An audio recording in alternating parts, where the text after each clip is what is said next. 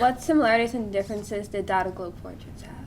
It's a great question. So, the responses to Tzara's call for self-portraiture were really varied, and there were some common threads, but also really important differences. So you see some artists responding very literally to Tzara's call, where he asks for a clear photo of your head, not body. You can alter it clearly, but it must retain clarity.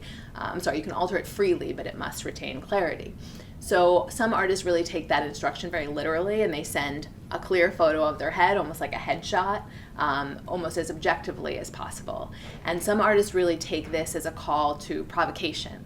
He's inviting them to send a clear, straightforward portrait, but these are Dada artists, so they're not going to do anything straightforwardly in that way, so they're going to upend that expectation. And so some of them use collage, and they embellish their portraits, and some of them even cut out their face from the portrait, so there's an absence instead of a presence. Or some of them play with gender fluidity. Some of them, dress up or add elements, so if they're a man, they appear as a woman.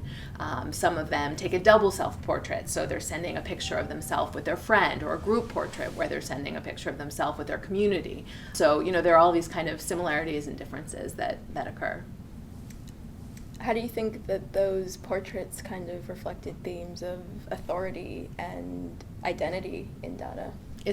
It's a great question. So you think, identity has a lot of resonances at this time. So at the time that they were doing this, in the wake of World War I, there was actually a new push to have your official identity, your passport, presented in a very clear way. So you had to have a photograph and a signature. And so it was a kind of an authoritarian attempt, or a governmental attempt to fix your identity, to make it stable, to make it just one thing, to make it clear. And so I think these artists were responding exactly against that they didn't want to fix their identity. They wanted their identity to be fluid, whether that was through gender, whether that was adopting an alias or a nickname, which many of them did. One artist even turned his back to the camera, and we see the back of his head instead of his face. So he's really defying Tzara's call for a clear photo of your head. So in the Dadaglobe call for submission, they're very kind of authoritative questions. Do you think that all tampered with the ideas of Dada and the themes? Yeah, so in the solicitation letter that Tzara sent, there was a lot that was very official looking about it, but I would say that it was probably a kind of a mock officialdom in a way. They create this letterhead, so it seems very official, and it's signed by 4 different people as if they have this, intense signatory team. So there is this kind of air of officialdom, and I think they were serious about the project, but I think that they were making fun of authority in the same way that they were attempting it. And I think that would have come across to this particular group of artists. But even in the artist letters back, when they send their materials back, they're sometimes accompanied by letters.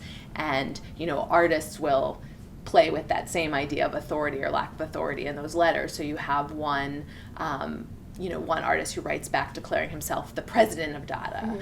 And so by using that word president, this was certainly not a person who was, the topmost Dada, but he knew that, and the idea of a president of Dada in itself is ridiculous because everybody was kind of in it together. And there was a list that was published in one of the Dada periodicals of the time of some presidents of Dada, président et présidente, so the male and female presidents of Dada. And that in itself was ridiculous also because, you can only have one president, so they were sort of declaring all of these people together as the president. So it's almost by embracing the conventions of authority that they're best able to defy authority.